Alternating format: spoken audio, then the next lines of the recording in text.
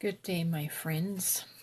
I've got a topic on my mind that potentially might step on some people's toes. It's not my intention to invalidate or talk down on the people that might identify with what I am addressing in this video. But I feel like I have to talk about the labels that we use. And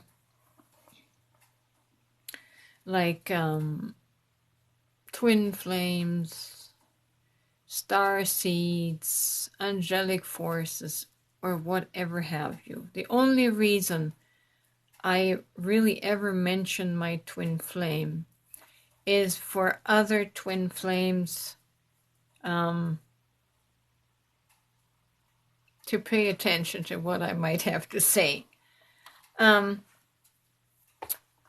feeling, and this is just my consciousness, my awareness, and it's also my field of expertise. I work very much and consciously with the human soul realm, the psyche, and I'm feeling that some of us might be using these labels and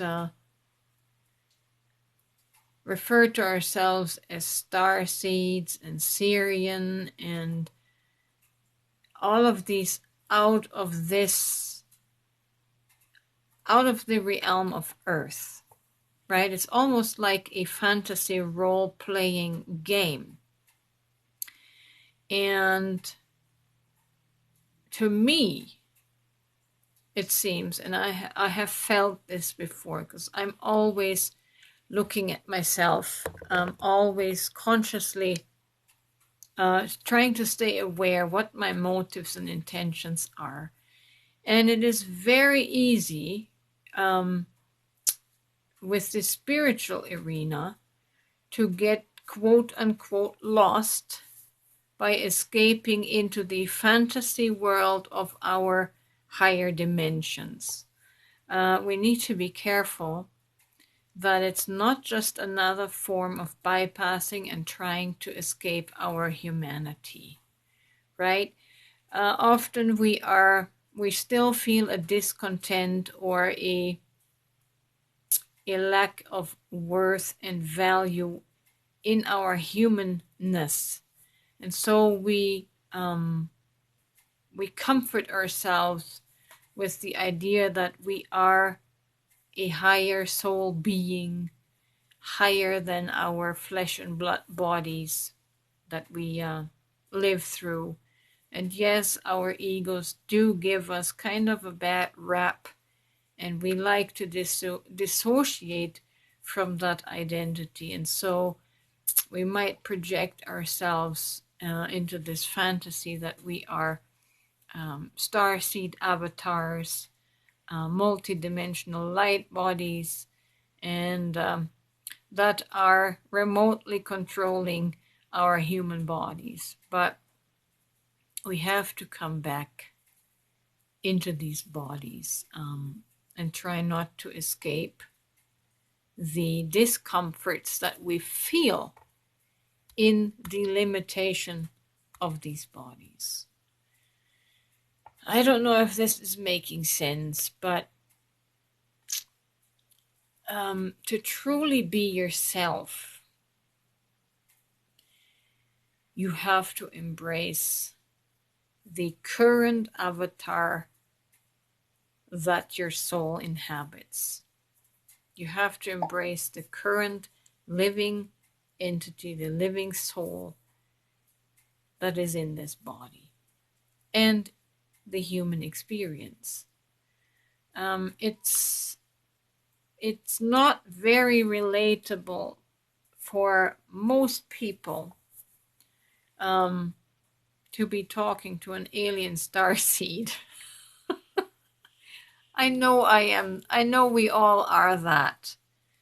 But on our human plane, it's not very practical to be living with the VR goggles of multidimensionality and try to relate on the human plane with other human beings. So I'm just saying, I'm really not for, personally, for adopting all of these labels to dress myself up spiritually.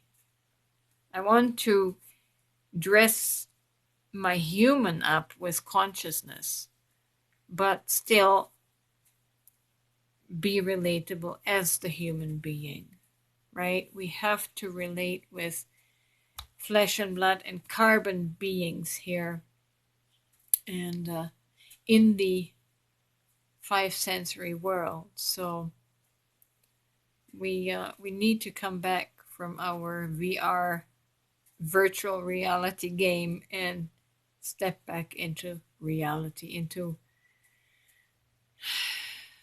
real reality. Like we always say, this isn't real, the other is real. Here, what we can touch, feel, and smell and taste right now, that's very real for this reality. Let's try and play our human role well and become the best at being a human. You know, these other virtual realities, they're not going away, but they don't serve very well on this plane. So, anyways, like I say, this might offend some people who are very invested in their starseed, angelic light body identity. Yes, you are that, but try to stay relatable with those people that are not currently able to access their imagination and float off into space and other dimensions. So just try to keep that in mind. Just try to be the real human.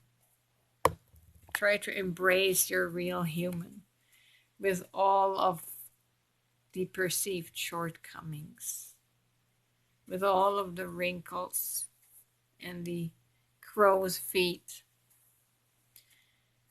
You only get to be human once, and don't rush and run away from it too much. Don't try to escape too much. Be present in your humanity with all the wisdom that your consciousness is giving you, providing you. We got a world to love. We got a humanity to love. So let's remember that.